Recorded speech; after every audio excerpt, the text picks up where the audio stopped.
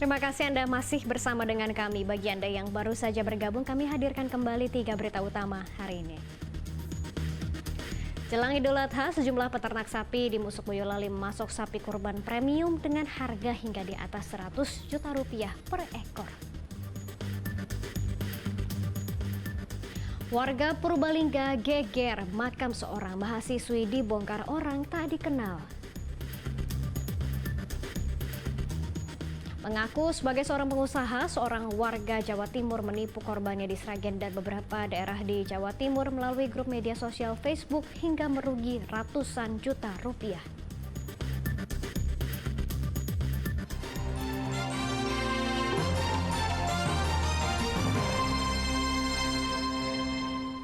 Warga desa Binangun, Purbalingga digegerkan dengan temuan makam seorang gadis yang tergali sedalam 1,5 meter. Hingga kini pelakunya belum ditangkap. Warga desa Binangun, Kecamatan Rembet, Purbalingga berkumpul di tempat pemakaman umum bukan untuk memakamkan seseorang. Namun mereka dibuat bingung lantaran makam seorang perempuan yang baru dikubur kemarin dalam kondisi terbongkar. Makam dari Feriana, perempuan 20 tahun itu, dalam kondisi tergali sedalam 1,5 meter. Kondisi itu ditemukan warga yang melintas di lokasi pemakaman. Masyarakat yang melintas di sekitar pemakaman melihat adanya makam saudara Efrinawati ternyata tidak selayaknya atau sudah kondisinya rusak. Kemudian kami langsung menindaklanjuti ke TKP. Ternyata kondisi kuburan tersebut sudah tergali kurang lebih 1 meter. Petugas desa segera melapor ke polisi dan saat dicek, jenazah mahasiswa dari salah satu perguruan tinggi di Yogyakarta masih dalam liang lahat dengan kondisi masih utuh terbungkus kain kafan. Sebelumnya, Feriana dimakamkan pada Minggu siang karena menderita sakit. Setelah polisi memeriksa seluruh lokasi kejadian, proses pemakaman kembali dilakukan. Polisi akan mendalami siapa dalang yang membongkar makam perempuan ini. Mardianto melaporkan dari Purbalingga.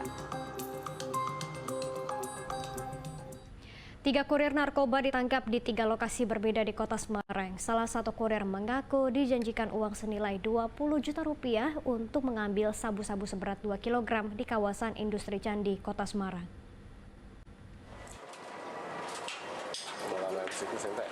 Tiga kurir narkoba ditangkap di 3 lokasi berbeda di Kota Semarang. Mereka adalah Nurdiansyah dengan barang bukti seberat 1 kg sabu-sabu. Lalu Robikto dengan barang bukti seberat 2 kg sabu-sabu dan Asis Wirdiarto dengan barang bukti sebanyak 50 butir pil ekstasi. Tersangka Robikto mengaku diminta mengambil sabu-sabu di wilayah industri Candi, Kecamatan Ngalian. Ia dijanjikan upah sebesar 20 juta rupiah oleh pria berinisial F. Rencananya narkoba itu hendak diedarkan di Pekalongan dan Semarang. Sabu daerah kawasan industri Candi sabu ya, itu udah tahu kalau sabu ya. Upah berapa? Upah berapa? Upahnya berapa? 2 kilo. Upahnya? 20 juta. Belum. Kapolres Tabes Semarang mengungkapkan jaringan ketiga tersangka ditemukan saat sama-sama mendekam di penjara karena kasus serupa. Modus penyelundupan narkotika dengan mendatangkan barang terlarang itu dari luar daerah lalu diedarkan di Kota Semarang dan di sejumlah kota di Jawa Tengah.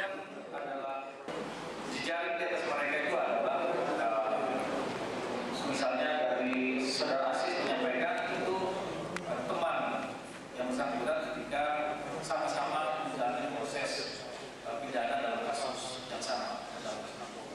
Akan terus kita kembangkan, apalagi inisial P, kemudian inisial F, dan inisial N itu belum tertangkap.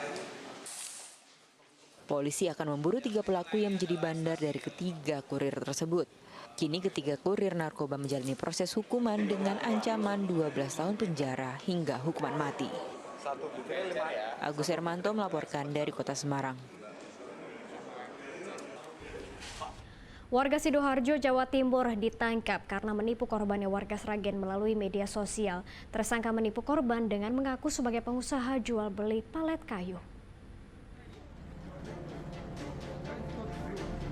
Dian Revana, seorang lelaki warga Sidoarjo, Jawa Timur, ditangkap anggota Resmo Polres Sragen di kontrakannya. Pria berusia 30 tahun itu tidak berkutik ketika didatangi oleh tim Resmob dan langsung dibawa ke Polres Sragen. Tersangka menjalani pemeriksaan atas ulah tipu-tipunya melalui media sosial. Menurut polisi, tersangka menipu anggota grup media sosial Facebook Wood Pallet atau palet kayu dengan mengaku sebagai penyedia jasa jual beli wood pallet. Tersangka menerima pembayaran lebih dulu, lalu menyuruh korban mengambil palet kayu yang telah dibayar oleh korban kepada tersangka ke pabrik yang ia tunjuk. Namun, korban hanya bisa gigit jari karena pabrik tidak tahu menahu soal pembelian wood pallet oleh korban.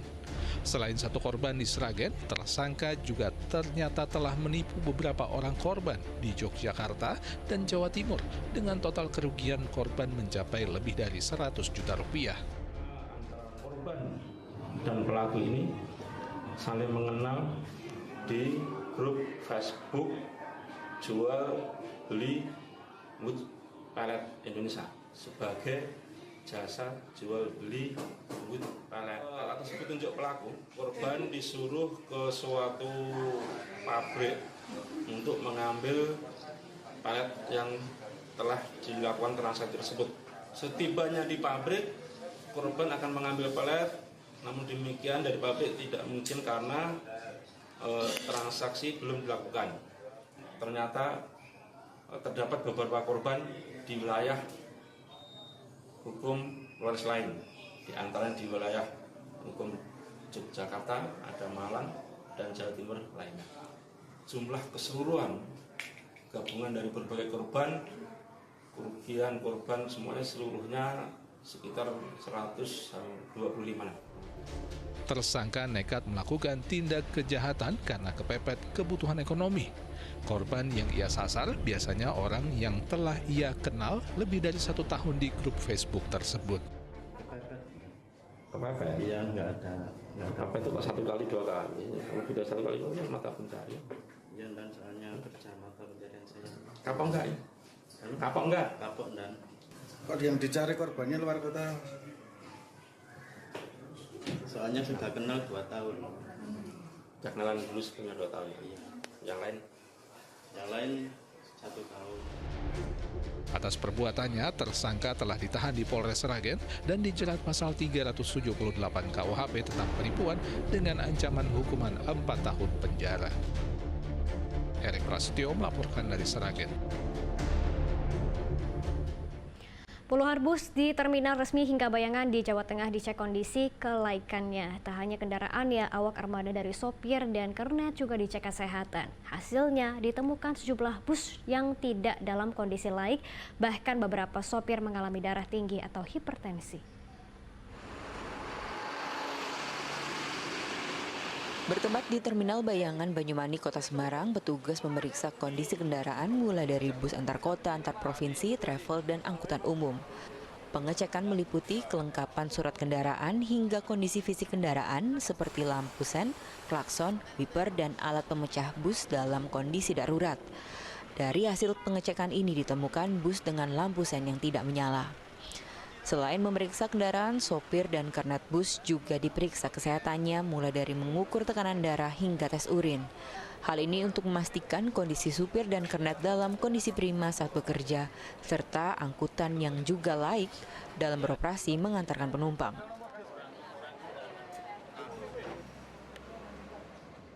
Selain di Kota Semarang, petugas juga menggelar uji kelaikan bus di Terminal Bawen, Kabupaten Semarang, Senin kemarin. Kondisi bus mulai dari kelengkapan surat dan kir bus dicek. Dari hasil pengecekan, petugas menemukan pelanggaran adanya surat kendaraan yang belum membayar pajak, bus yang tidak dilengkapi alat pemecah kaca dan apar, serta ban yang sudah tidak layak pakai.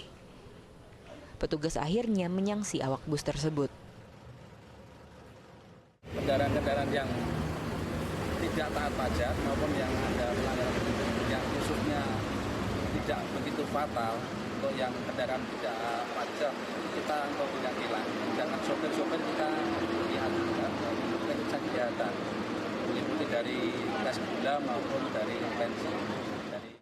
Di Klaten, petugas gabungan mengecek puluhan bus di Terminal IR Soekarno pada Sabtu lalu. Lampu, wiper, rem, hingga kondisi ban dari setiap bus diperiksa satu persatu. Petugas juga mengecek kelengkapan surat kendaraan dan alat kelengkapan saat darurat seperti alat pemecah kaca dan apar. Kondisi kesehatan dari awak bus juga dicek.